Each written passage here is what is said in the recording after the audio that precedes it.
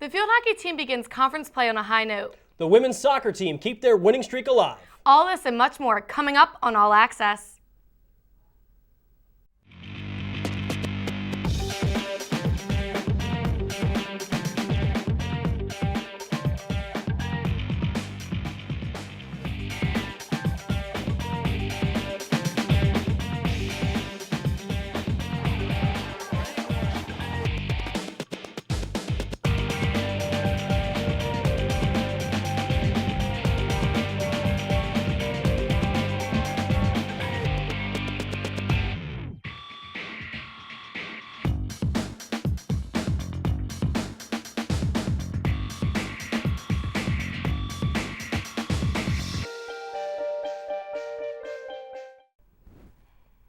Aloha and welcome to a fully loaded edition of All Access. We have so much to cover, so let's get right into it.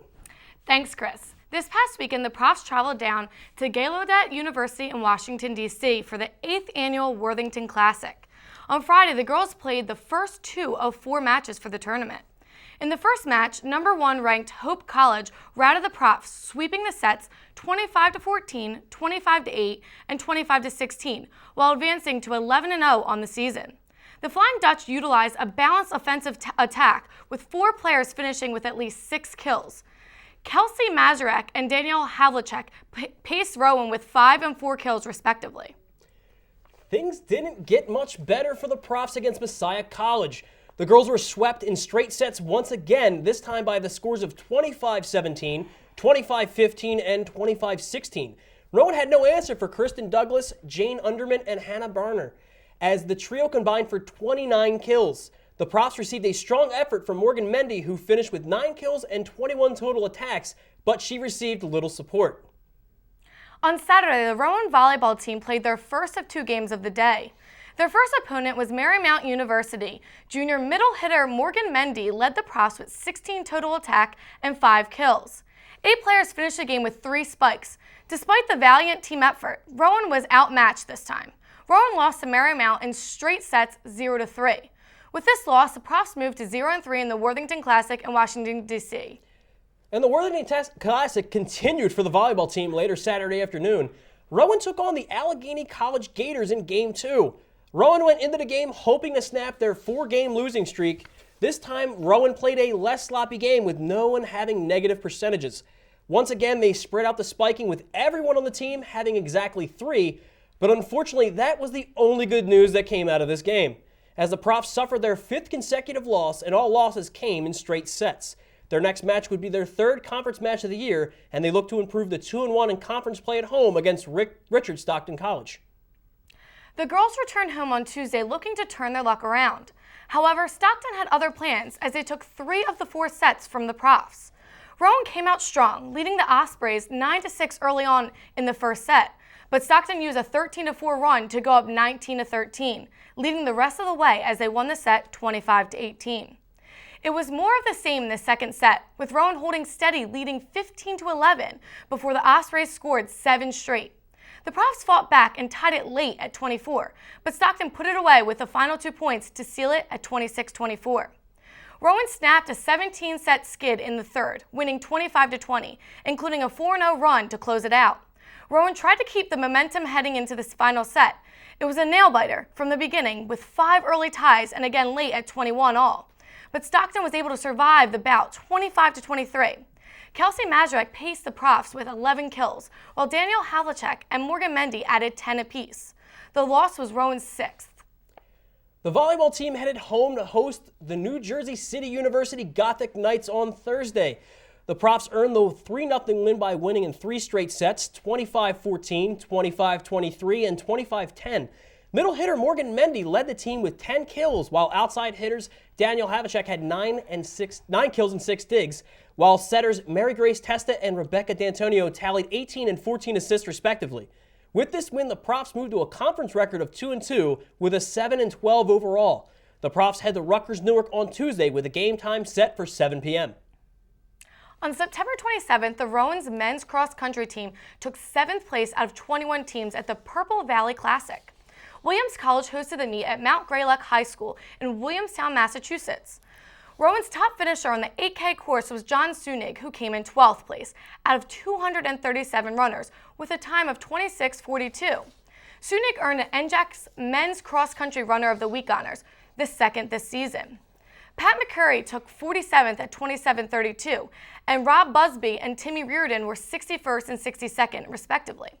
Other finishers for the Profs were Zach Helm in 75th, Carlos Coronado in 92nd, and Kevin Veltri in 94th. Veltri was named the NJAC Men's Cross Country Rookie of the Week. Next up for men's cross country is the Paul Short Run at Lehigh University on October 4th. The Rowan's women's cross country team finished in 9th place out of 24 teams at the Purple Valley Classic on September 27th. Stephanie Heister had the best finish for Rowan on the 6K course, coming in 29th in a field of 267 runners at 23:40. Heister was named the NJAC Women's Cross Country Rookie of the Week and the Eastern College Athletic Conference Metro Women's Cross Country Rookie of the Week, her second nomination this season. Kristen Bettis took 36th with a time of 23:47, followed by Only Obel in 57th, Larissa Perwai in 101st, Catherine Nolan in 102nd. Bettis earned NJAC Women's Cross Country Runner of the Week honors. Women's Cross Country heads to Lehigh University on October 4th for the Paul Short Run. September 26th, the Rowan University ice hockey team opened its season against Maryland University. After a scoreless first, Alec Nikolai would give the Profs a 1-0 lead, but due to a high amount of penalties by the Profs, Maryland would climb back. Center Lucas Davis would score 2 goals, one on the power play, and forward Brandon Cleary would also find the back of the net on a power play. In the third, Rowan would notch 2 more on the scoreboard, thanks to Captain Shane Brennan. The game would go on into overtime and eventually to a shootout, where the Profs would lose 2-0. With the win, Maryland is 1-1 on the season, while the Profs will look to rebound at games against Temple and Montclair State. For more about this game, we turn it over to our field reporter, Benny Pinella. Benny Pinella here after the game with Alec Polis. Alec, what's your mindset going into the third period? You guys were down 3-1. It was a rough second. Tell me what was going through your head. Like I said, keep it positive. I mean, 1 goal at a time, 1 shift at a time, 1 second at a time. The momentum's going our way. We dictated the pace after the second period. We knew the refs aren't with us. We're going to have to fight. We're going to have to battle. And what did we do? We battled. We put 2 in the net, and we tied it up. After you score that second goal, you tied up at 3-3. Tell me about how you're feeling. Feel pretty good. I was like, all right, thank God that we tied it up. So at least we have to blow it to lose. We don't have to just keep working hard. To be honest, after the second goal, I wanted the third. I wanted us to get the winner. I had a woo-saw a little bit after the tie because I was like, of course we wanted to get up before the game ends. But I don't know, we were still pretty hungry. Like, if we had more time, I'm glad how we performed. Following the game, it was a rough game, but it was really chippy in the second period. Was that the expectation going in? No, actually that was quite the opposite of what we had asked for. We're of the mindset that the best penalty kill is not having to use your penalty kill. So we certainly didn't do ourselves any favors in that second period. Now 0 for 5 on the power play. That was, you can tell we were calling the game. It was pretty rough. Adjustments that are going to have to be made. Yeah, well, it's totally different systems than what we used last year on the power play, and the penalty kill is a little bit different. So we got some guys who were not on the power play that last year playing it this year. Some other guys who have some responsibilities they did not have last year. So there's going to be some learning curve. Looked like we were trying to be too perfect, a lot of trying to make some fancy passes, weren't getting enough shots. We'll work on it again during the week. We worked on it a little bit last week, so, power play is always evolving, so we'll definitely spend some time on it. I'm not too worried. I was happy with the movement. I was happy with the chances that we got. The end result wasn't exactly what we were hoping for, but I think as we get further in the season, that'll come. Now we'll toss it over to Pete Ignorato for this week's Pro Talk Minute.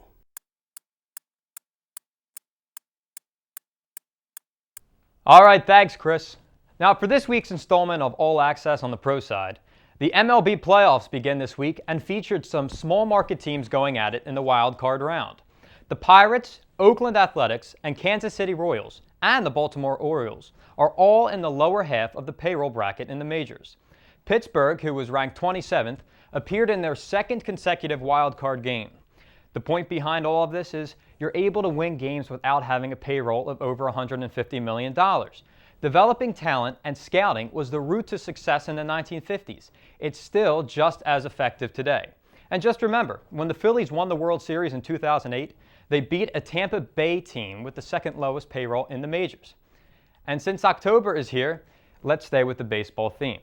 Here's something that really affected me growing up and is still affecting kids today. When in grade school, there's a great chance you had a curfew.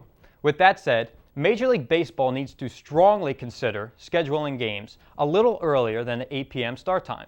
Whatever happened to watching a 1 p.m. World Series game in 1964? Now, sure, times have changed, but did anyone ever think of whether or not it was for the better? Money and programming plays a large role, but as a fan, I don't care. I would love to watch a fall afternoon World Series game. Now, switching gears to football, if you haven't noticed, penalties are beginning to consume the majority of these games being played. It's surprising to see a clean play take place without referee interruption anymore. And through week 4, 110 more penalties were called compared to last season's total. Are the players at fault, or are the refs being a bit too technical? Receptions are at an all-time high as well. Defenders are without a doubt afraid of making too much contact. The NFL needs to take action before they lose fans due to the yellow flag. And lastly, the 76ers' second-round draft pick, KJ McDaniels, certainly feels as if he has first-round potential. The 32nd pick overall agreed to a 1-year, non-guaranteed tender that could make him a restricted free agent next July. The move enables McDaniels to make more than any second-round selection in future years. KJ will still bring home $507,000 this year, not too shabby. Now, McDaniels left Clemson after a junior season in which he led the team in scoring. He also led the team in rebounds, block shots, and steals with 41. Doesn't seem as if everyone is buying into the Sixers' rebuilding scheme. Now back to you guys. And when we come back, Sandra Hillis sits down with some of the members of the men's soccer team, so stay tuned.